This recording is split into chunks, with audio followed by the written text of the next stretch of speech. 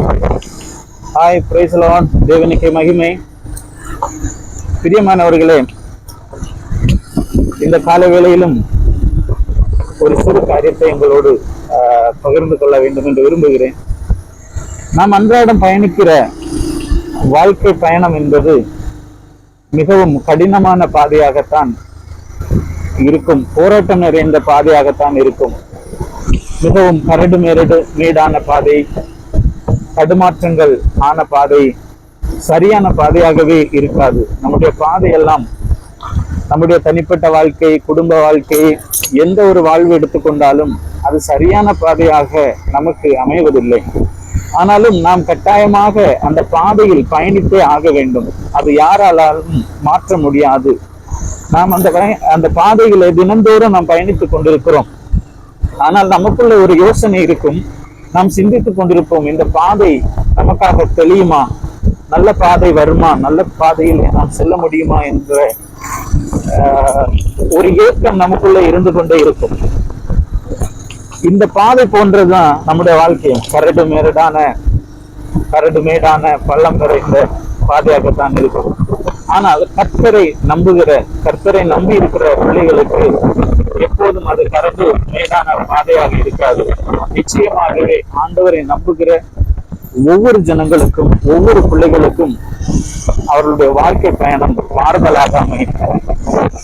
இவ்வளவு தூரம் கரடு மேடான பாதை இப்போது தெளிவுபட்டது. இது போலத்தான் ஆண்டவரும் வேதத்தில் இப்படியாய் சொல்லுகிறார். பள்ளங்கள் எல்லாம் நிரப்பப்படும், கரடு மேடுகள் எல்லாம் சமமாக்கப்படும் என்று சொல்லுகிறார் அல்லவா? நம்முடைய வாழ்க்கையும் கரடு மேடு நிறைந்த பாதையாக இருந்தால் நிச்சயமாகவே நம்முடைய வாழ்க்கையும் மாறும் என்று ஆண்டவர் நம்மோடு பேசுகிறார்.